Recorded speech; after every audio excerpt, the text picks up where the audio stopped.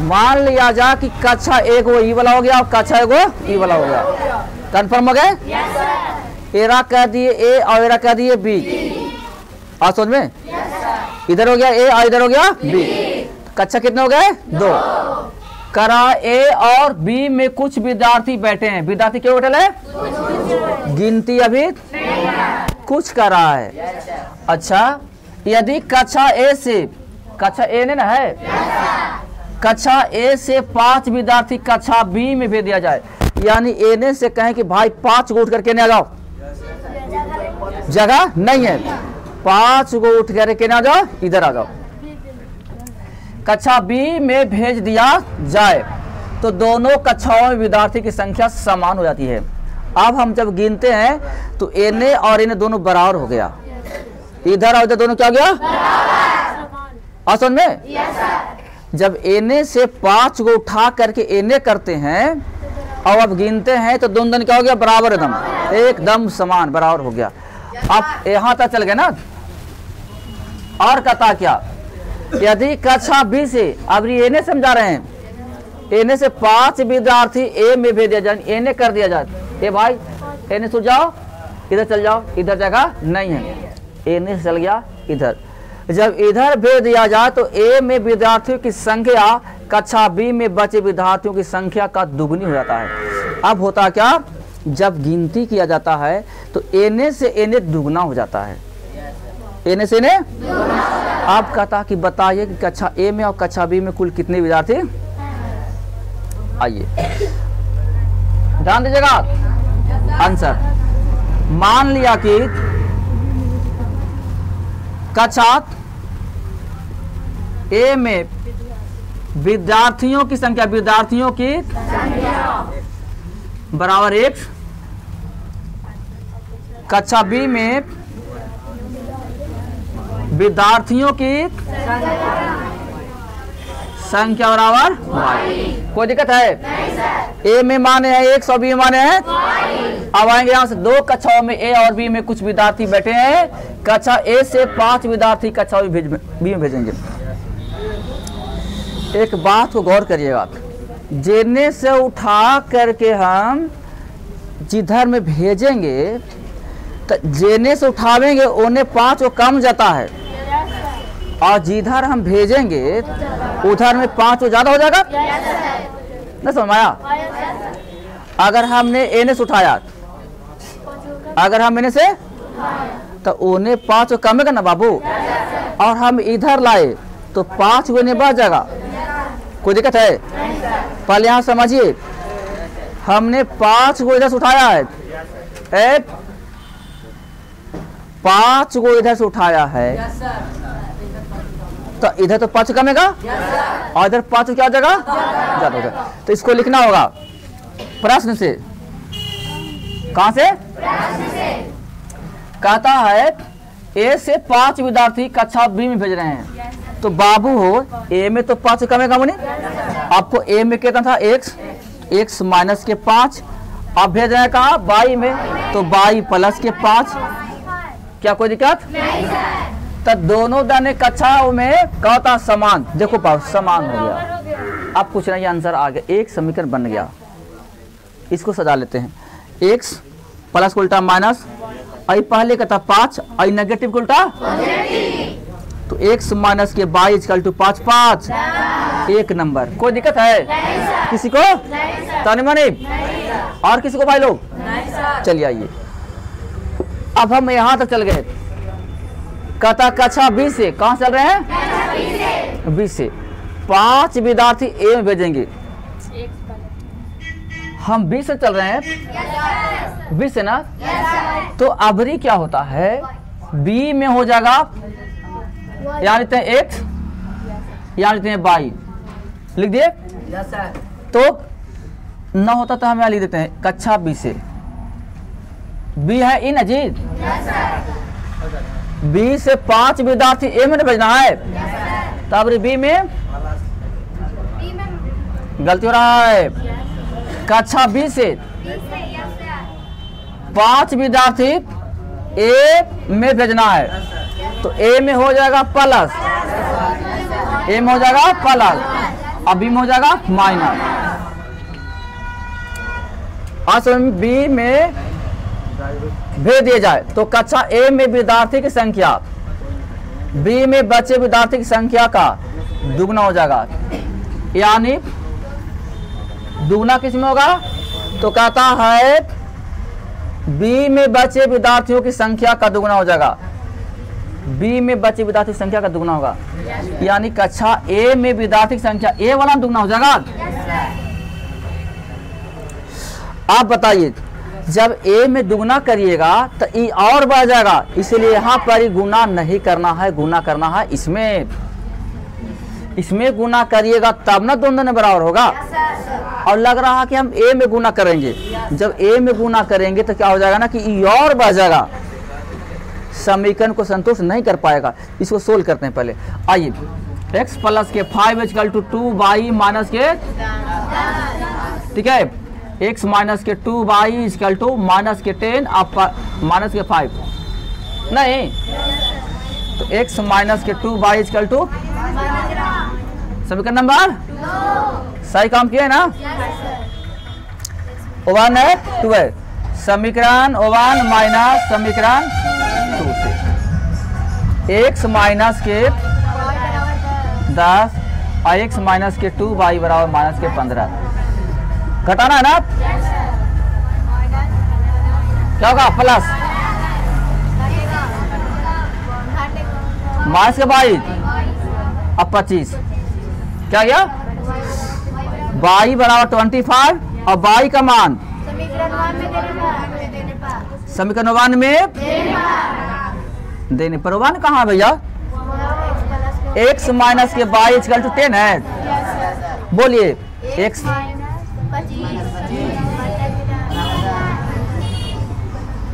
क्या जगह ने माइनस उल्टा तो x y कितना गया? 35। ठीक है, अब निकाल दीजिएगा a क्या माने थे कक्षा ए में ना, कक्षा ए में 35 विद्यार्थी,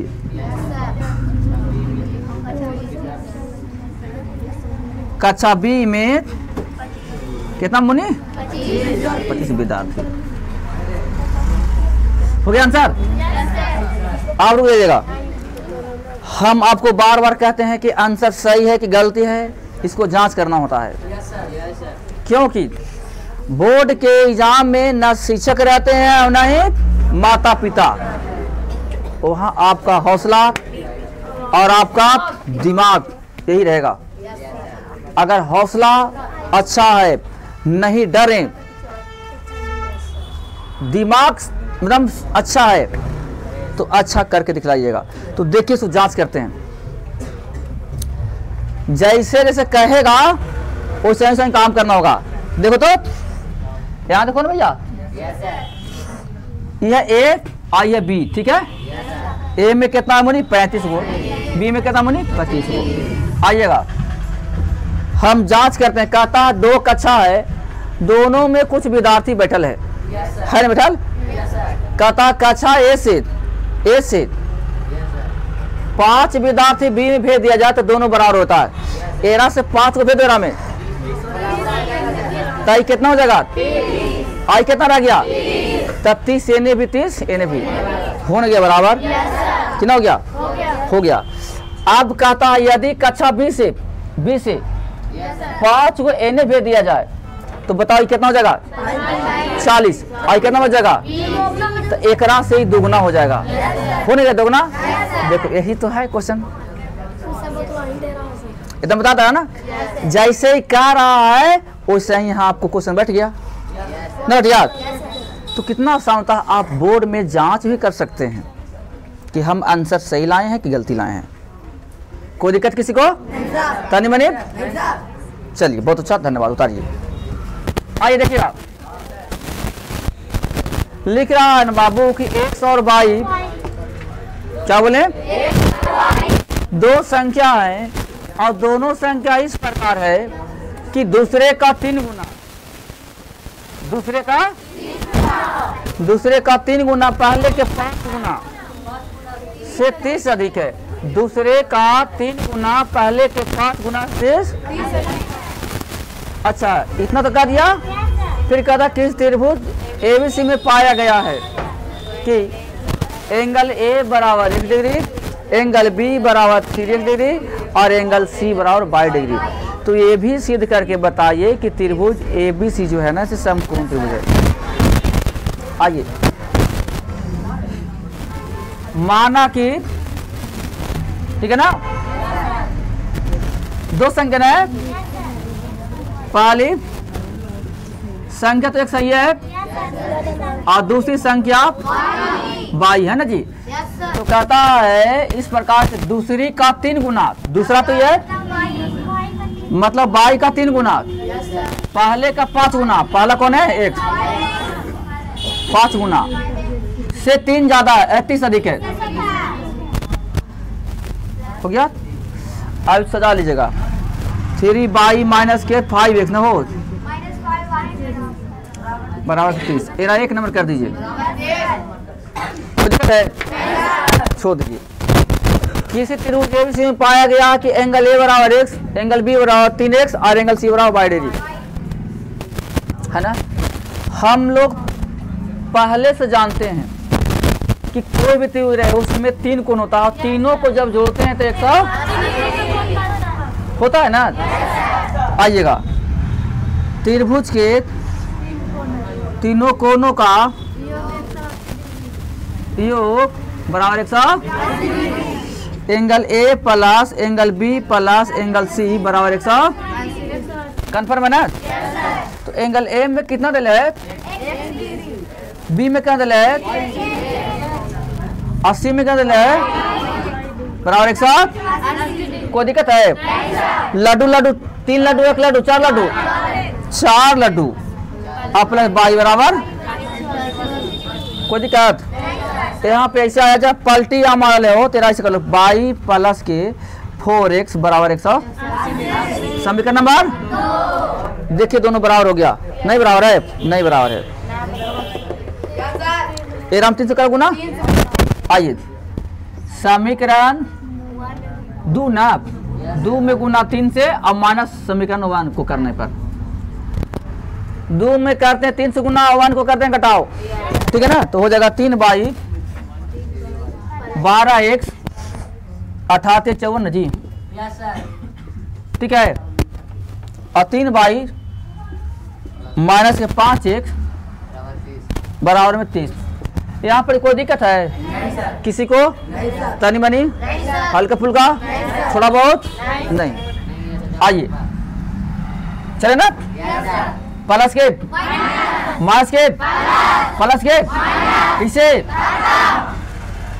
प्लस प्लस प्लस से होता है 12 5 17 1, अब प्लस माइनस माइनस से होता है तो 0 का 0 51 के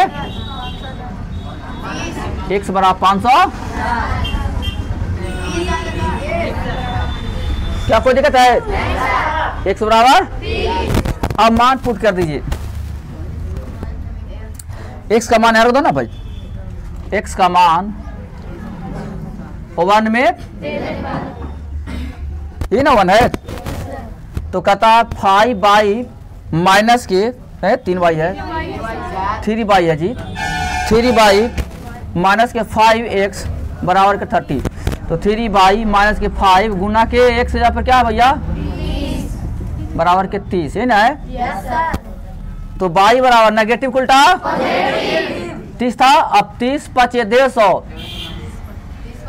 और गुना उल्टा एक और कर दिए तो 180 ना जी, बटा में बाई बराबर कितना आ गया भैया, बाई के मान 60 हो गया, ठीक है। x निकल गया 30। अब एंगल ए और एंगल बी और एंगल सी निकाल देते हैं। देखो एंगल ए ही ना है, एंगल ए में क्या करता है बोले, तो हम x का मान कितना लिखेंगे 30 डिग्री। एंगल बी में कितना करता बताइए 3 को x, तो 3 को x 3 से गुना करो 90। और एंगल सी में कितना है बाई कितना है 60। बाबू कंडीशन कहता है ना कि हमको ये बताइए समकोण है कि नहीं है, समकोण है कि नहीं है। समकोण के नियम होता है कि एक कोण बनता है 90 डिग्री का, मालूम है? ए वो कौन किसका? तो बताओ जरा मेरे को, है 90 डिग्री का? है एंगल बी। यानी इसको हम ऐसे बनाएंगे फिगर ऐसे, तो ये वाला बन जाएगा 90 डिग्री यहाँ पड़ी। ठीक है ना जी, ए बी सी। ठीक है ना, कोई दिक्कत? समकोण है कि नहीं है? तो यहाँ लिख देना है गपसुना कि समकोण त्रिभुज है, समकोण त्रिभुज है। यही सिद्ध किया। कोई दिक्कत किसी को? चलिए।